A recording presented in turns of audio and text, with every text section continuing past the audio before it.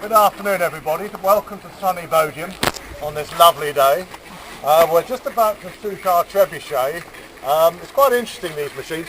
In Roman times they had machines called ballistas and onagas that uses twisted ropes, and the ropes were made out of sinew, dried raw sinew, and human hair, which was actually, ladies' hair was the best, and horses' hair.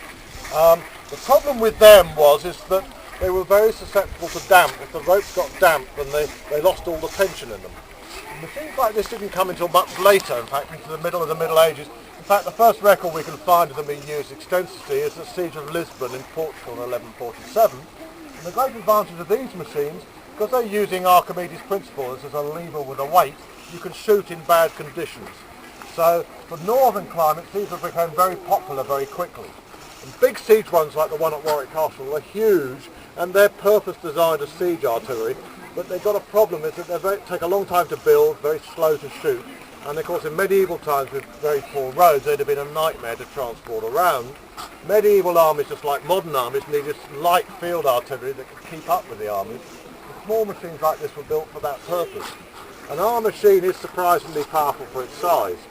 The counterweight bucket today is only half full. If we filled it up fully we could get a ton of weight in there, and it's the weight that gives us the energy to launch the missile. And no further, young man.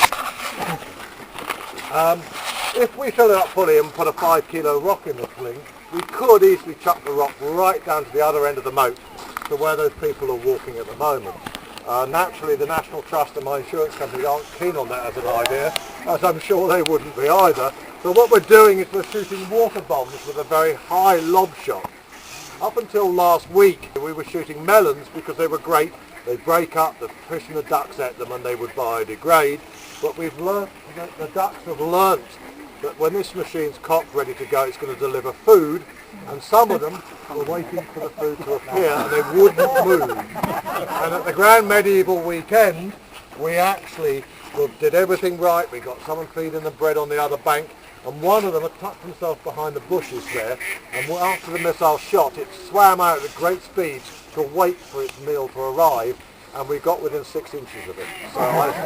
So since then we've been shooting water bombs to try and get across to them the idea this is not an elaborate duck feeder. Now, is anyone here like to come and shoot this machine for us? 3, 2, 1, fire!